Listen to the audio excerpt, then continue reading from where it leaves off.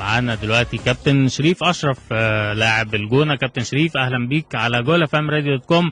ويعني أقول لك مبروك البونت ولا زعلان على الثلاثة بونت؟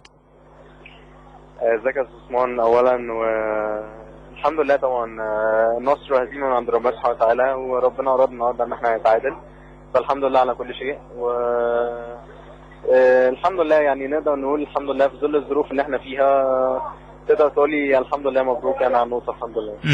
يعني النقطة دي شايف انها مرضية لفريق الجونة في الماتش ده على اساس انه بيتلعب في استاد القاهرة؟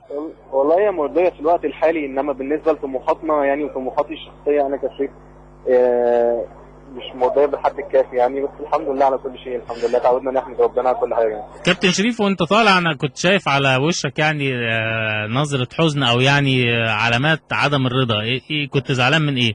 لا الحمد لله انا برضه بكل اللي ربنا بيكتبه الحمد لله، بس يعني كان نفسي ناخد 3 بونت النهارده. يمكن هو بس ده اللي بان على وشي، يعني ان انا كنت متضايق شويه ان احنا تعادلنا يعني. الحمد لله. الجول يعني علشان جه بدري يا كابتن اشرف خلى الجونه تدافع اكتر او يعني ما تهاجمش بشكل قوي زي ما كانت قبل الجول؟ والله هو بالظبط، بس هو يعني المشكله مش يعني كلنا كتيم الحمد لله يعني ادينا اللي مطلوب مننا كلنا. تقدمنا وحاولنا نحافظ على التقدم يعني قد ما قدرنا، وكان لينا بعد التقدم في الشوط الثاني الحمد لله. كان ليا انا ضربه جزاء بنسبه 1,000,000% كانت المفروض تتحسب، ما اتحسبتش. دي لو اتحسبت وجات جول 2-0 كان متهيألي كان الماتش خلص، بس الحمد لله يعني. الكرة ما كانتش مطوعاك شويه النهارده؟ لا الحمد لله خالص، لا يعني هو الحمد لله معظم الكور اللي جات لي الحمد لله اتصرفت فيها كويس. وقدرت الحمد لله ان انا امثل الخطوره انا وزمايلي الحمد لله على خط ظهر نادي الزمالك. يعني انا ببص على ضربه الجزاء اللي اتحسبت وجاب منها جمال حمزه الهدف الجونه، الكوره لفت على كتفك وعلى دماغك، ويعني ولو خدمت كانت نطت قدامك، يعني ده اللي انا بقول لك عليه. ايوه لا الحمد لله، بس في الاخر الحمد لله الهجمه انا جت جون، فده كان المهم الحمد لله.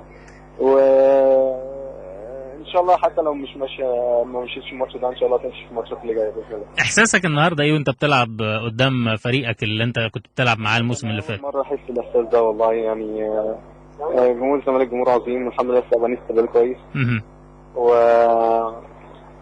ويعني كان هيصعب عليا لو بغض النظر انا كان هيصعب عليا لو الناس دي روحت زعلانه. طب كويس انك ما جبتش جول بقى، لان كان هيصعب عليك اكتر لو انت اللي روحتهم زعلانين. بالظبط كده. كابتن شريف اشرف مبروك طبعا نقطه تعادل، ونتمنى طبعا التوفيق ليكم ولفريق الجونه، ونشوفكم في مستوى او في مركز افضل من اللي موجود حاليا. نشكرك شكرا جزيلا، كنت معانا على جوله فام راديو دوت كوم.